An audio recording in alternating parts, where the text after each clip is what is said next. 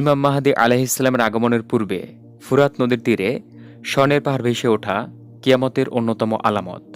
ফুরাত নদী নিয়ে আমরা অনেক বিষয় জানি, তবে একটি বিষয় আমরা অনেকেই জানি না। সেটি হলো ফুরাত নদীর তীরে স্বর্ণের পাহাড় ভেসে উঠলে সেটি মূলত কে ভোগ করতে পারবে। সে স্বর্ণ কি আসলে যুদ্ধ করে কেউ নিতে পারবে না, নাকি সে স্বর্ণ মাটির নিচেই ধ্বংস হয়ে যাবে? বর্তমানে পৃথিবীর অধিকাংশ মানুষ টাকার পিছনে ছুটছে, আর তাই আল্লাহ তাআলা ওইসব মানুষদেরকে ফুরাত নদীর তীরে স্বর্ণের পাহাড় প্রকাশ করে পৃথিবী থেকে পরিপূর্ণভাবে নির্মূল করে দিবেন। কিন্তু এই স্বর্ণের কি হবে? কারণ ফুরাত নদীর তীরে স্বর্ণের পাহাড় ভেসে ওঠার পর সাথে সাথেই কিয়ামত হবে না। তার মানে এই স্বর্ণ কেউ না কেউ দখল করতে পারবে এবং ভোগ করতেও পারবে।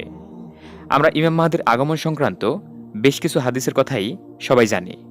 ইমাম মাহদী ঠিক তখনই আত্মপ্রকাশ করবে যখন পৃথিবীতে ব্যাপক পরিমাণে ফিতনা ফাসাদ সৃষ্টি হবে, মুসলিমরা নির্যাতিত হবে।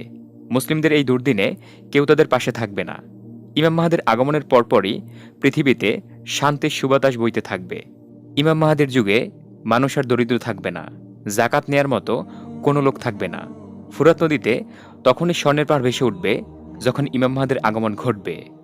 হাদিসের মাধ্যমে জানা যায় পৃথিবীতে একটি মালহামা যুদ্ধ সংঘটিত হবে, যে যুদ্ধ ইমাম মাহদীর আগমনের সময়কালে সংঘটিত হবে এবং তিনি সবশেষে মুসলিমদের বিজয় এনে দিবেন।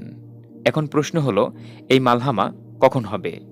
অনেক আলেমদের মতামত হল ফুরাত নদীর স্বর্ণের পাহাড় দখলকে কেন্দ্র করেই মালহামা বা তৃতীয় বিশ্বযুদ্ধ সংঘটিত হবে। এই যুদ্ধে যারা অংশগ্রহণ করবে তাদের অধিকাংশ মানুষই মারা যাবে। অন্যদিকে ফুরাত নদীতে যখন স্বর্ণের পাহাড় ভেসে উঠবে তখন যারা এটি দখল করতে আসবে তারা এটি দখল করতে পারবে না। কারণ হজরত আবু হুরায়রা রাদিয়াল্লাহু থেকে বর্ণিত, তিনি বলেন, রাসূলুল্লাহ সাল্লাল্লাহু আলাইহি ওয়াসাল্লাম বলেছেন, সেই পর্যন্ত কিয়ামত সংঘটিত হবে না যতক্ষণ না ফুরাত থেকে সোনার পাহাড় বের হবে। তার জন্য মানুষ যুদ্ধ করবে এবং প্রতি ১০০ জনে ৯৯ জন লোকই মারা যাবে। যে কজন জীবন রক্ষা পাবে তারা প্রত্যেকে মনে করবে বোধহয় একা আমি জীবিত আছি। সিরিয়ার দেইর জুড়ে নিকটবর্তী ঐতিহাসিক কিরকিসা নামক স্থানে যখন স্বর্ণের পাহাড়টি ভেসে উঠবে তখন সিরিয়ার প্রথম সুফিয়ানি ক্ষমতায় থাকবে। অনেক আলেমের মতে ফুরাত নদীর স্বর্ণ দখল করার জন্য যারা আসবে তাদের ১,০০,০০০ বা ১,৬০,০০০ লোক নিহত হবে, কিন্তু কেউ এটি দখল করতে পারবে না। ইমাম মাহদীর আগমনের সময় এই যুদ্ধ হবে এবং তিনি শেষের দিকে নিজেই সেখানে উপস্থিত থাকবেন। তাই বলা যায় হজরত ইমাম মাহদী আলাইহিসসালাম এই স্বর্ণ নিজেদের নিয়ন্ত্রণে নেবে, কারণ যারা মূলত এই স্বর্ণ দখল করার জন্য যুদ্ধে লিপ্ত হবে তারা কেউই এই স্বর্ণ দখল করতে পারবে না। তাছাড়া ইমাম মাহদীর আগমনের পর সবার দারিদ্রতা মোচন হবে। তাই বলা যায় এই স্বর্ণ যখন ভেসে উঠবে এই স্বর্ণের মাধ্যমেই অনেক লোকই ধনী হয়ে যাবে এবং তারা সবাই হজরত ইমাম মাহদী আলাইহিসসালামের অনুসারী হবে অথবা সেই যুগের মানুষ হবে। তাই বলা যায় এই স্বর্ণ একমাত্র হজরত ইমাম মাহদী আলাইহিসসালামই তিনি নিতে পারবে এবং যারা এটি দখল করতে আসবে তারা কেউই এই স্বর্ণ দখল করতে পারবে না। প্রিয়দিনী ভাই বোন, আপনারা অনেকেই জানতে চান বর্তমানে ফুরাত নদীতে কতটুকু পানি আছে অথবা ফুরাত নদীর বর্তমান অবস্থা কী বা কবে নাগাদ সেখানে স্বর্ণের পাহাড় ভেসে উঠতে পারে।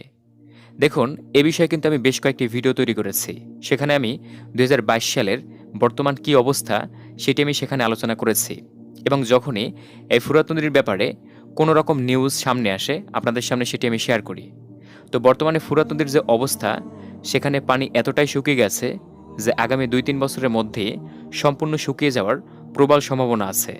তবে সরাসরি বা নিশ্চিতভাবে কেউই বলতে পারবে না যে আগামী ৩ বছর বা ২ বছরের মধ্যে সেখানে একদমই পানি থাকবে না।